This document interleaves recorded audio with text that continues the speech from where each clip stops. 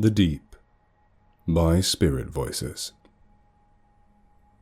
Captain Everett Sinclair stood atop the bow of the SS Buttercup, and he thought to himself that he'd likely seen her lower decks for the last time.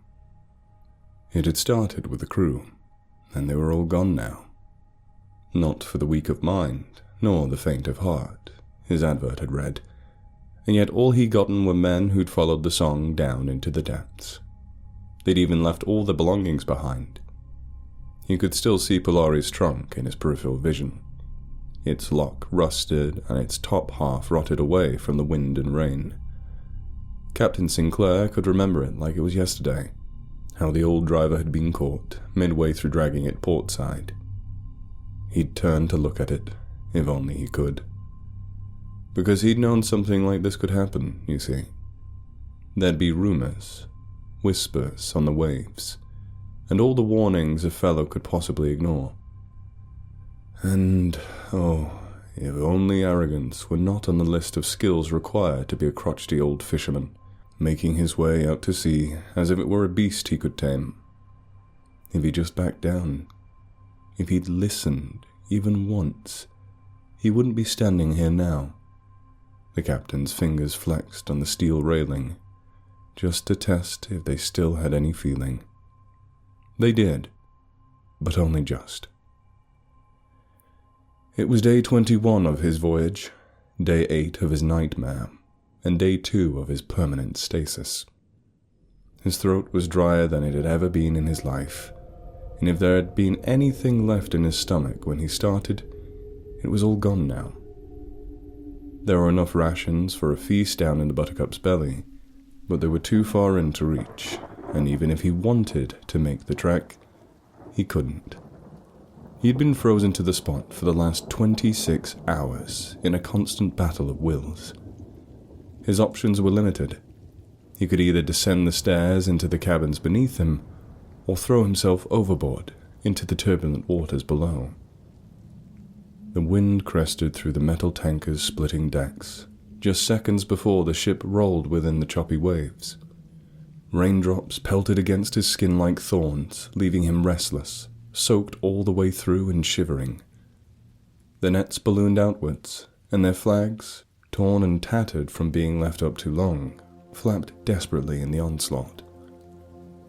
Captain Sinclair squeezed his eyes shut against the weather beyond. The wind and the water were loud, sure, but the sound of his own breathing was louder, for it made its way into his ears and pulsed against his starved brain, making his lungs feel tight and strangled behind his ribs. An experienced seaman like himself usually stood firm in choppy waters like these, but today his stomach tossed along with the waves, and his throat cracked with each painful swallow. His heartbeat provided a steady, uncomfortable baseline, reminding the captain just how alive he was, and how quickly it could all be taken away. Because underneath it all, buried in the whistle of the wind, there was something else, too. The song. Come follow me, dear sailor, with us all your dreams come true. There's so much to see, my sailor, and all of it's just for you. When they'd first heard those words, just over 1 week ago, they'd been a thing of beauty. Been a while since we'd had a proper woman out here, ain't it? Simmons had remarked, grinning over to his crewmates. He was the primary mechanic on board their fishing rig, and he always had something to say when he wasn't on the job. Somebody spoiling us. Oi, put that track on loop, would you, Captain? Polari had called back, from somewhere in the hull. A few of the others echoed their support. Beautiful voice that, like magic. We could use more magic around here, the captain had growled from the stern, inspecting one of the nets disapprovingly with the tip of his cane. He always did have an eye for detail. And yet, it escaped his notice that behind him, little Mikey, one of the youngest deckhands, and probably no more than 17, had disappeared behind one of the riggings, his eyes strange, glassy, distant. Damn fish won't bite without it no more. The scream that Mikey had let out that day never left Captain Sinclair's head for long. He should have seen it sooner. He should have stopped him. Should have caught him wandering off just in time. At the very least, he should have questioned how they could all hear the song so damn clearly on a boat that big, especially when, as they discovered later, their old music player had been off the entire time. Some of the crewmates had heard the crystal-clear voice as a beautiful woman, whilst others swore they heard a sweet, sultry bass tone, or chirpings of a mysterious foreign bird. Personally, Captain Sinclair had always heard something in between all of those, and yet nothing like them at all. An inhuman, intoxicating call, stronger and more powerful than anything that had graced his old ears before, even in all his time spent out at sea. Come follow me, sweet sailor, we have everything you could need. If you set me free, my sailor, no more shall you long for the sea. Their comms had been the first thing to go down, the day before the song first began. They didn't even recognize right away that they were sending messages into nothing but an unheard void. Not until they'd done a routine check to monitor the weather at their destination, and no one had responded. Even that didn't seem entirely out of place. Their equipment was old, and water damage was an unfortunate reality. All it meant was that the mechanic had another job to do. But Simmons could find nothing wrong with the machines. In fact, despite their age, he claimed that they should have been working just fine for a good long while more. "I can't explain it," he said, scratching at his forehead with one of the wrenches as he stood across the desk from Sinclair. "There ain't no parts missing. None of the wires are shorted.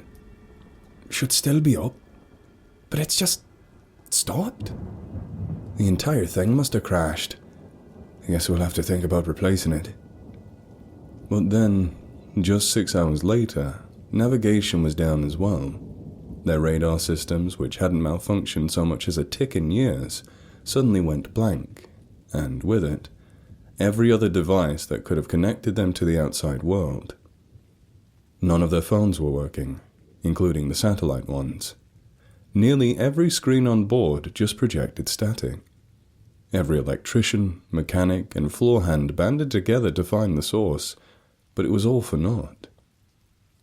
2 hours after the song began, the boat itself was the last thing to cease function.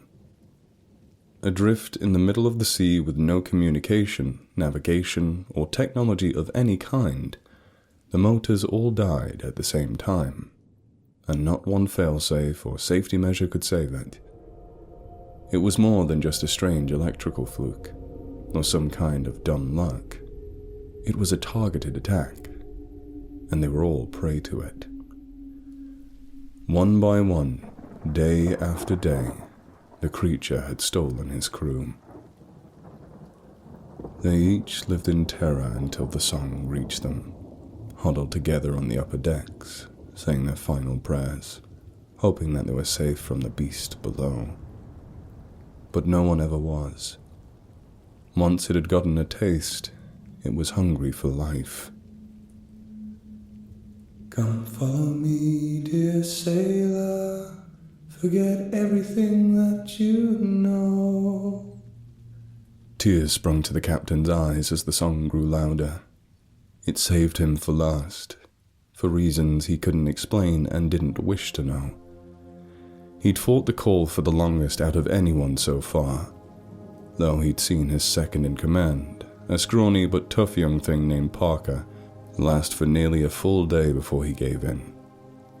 Bile burned in his throat as the ship tossed again, and he gripped the railing harder, resisting the urge to let his feet carry him where he didn't want to go. No matter how tempting that fiend song became, he couldn't. He refused. In front of him, the ocean stretched endlessly. It had always been a little unnerving to gaze out past the places their nets went under, just to see how vast and deceptively empty the water truly was. And now, in the dark, it appeared rightly as a boundless, hungry void, where not even the moonlight could penetrate the blackness of each wave's space underneath. You'd be so happy, my sailor. Without me, you know where to go. The captain's muscles were wound so tight that it felt like they were going to snap. The song was rising louder now, and the lack of food, water, and sleep were making his head swim. Something needed to give. He needed to let go of the railing, but he couldn't bring himself to. He didn't trust himself to go to the right direction. Would he wrench himself to safety? Or would he just carry himself down where all the others had gone? Down into the deep. Come to me now, my sailor. Follow me to the unknown. You need me, you feed me, my sailor. A shock of lightning christened the air, and just moments later, thunder rumbled uneasily, as if the sky itself could sense that the crescendo had finally arrived. The thing sounded more desperate now, more insistent. His stasis had come to an end, and a decision had to be made. Captain Sinclair could barely hear his own breaths anymore over the sounds of the wind and the rain, and that goddamn song, burrowing its way in, taking over everything he ever was, and anything he ever could have been. And yet, its voice was still somehow beautiful. Still the most beautiful and tempting thing he'd ever heard in all of his days. He was retching, reeling and gripping onto that railing for dear life as the boat rocked with the waves, the decks creaking and wailing out, and his heartbeat's steady bass line had blurred together into one long pounding. Your soul we desire to own. The next thing Captain Everett Sinclair felt was a shock of water, ice cold against his feverish skin, and the second he touched the surface, he swam.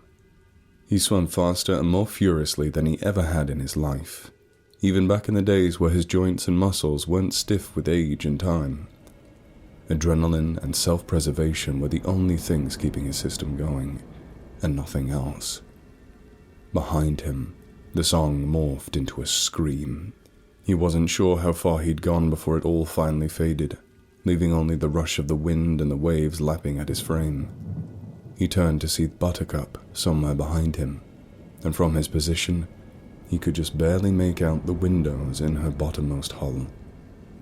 Through the salt-stained glass, he could finally see it, the sight his sailors had confronted in their last moments on this earth. It had a horrible, otherworldly gaunt face, with stringy black hair hanging down on either side. Its lips were still parted in a horrible shriek, and within them, rows of dozens of sharp teeth lined its jaws. Its webbed, slimy hands pressed against the thick glass, clinging, like it was trying to reach the captain even now. But the worst part was that, no matter how far away he got, he could still see the pure, unfiltered wrath written all over its countenance.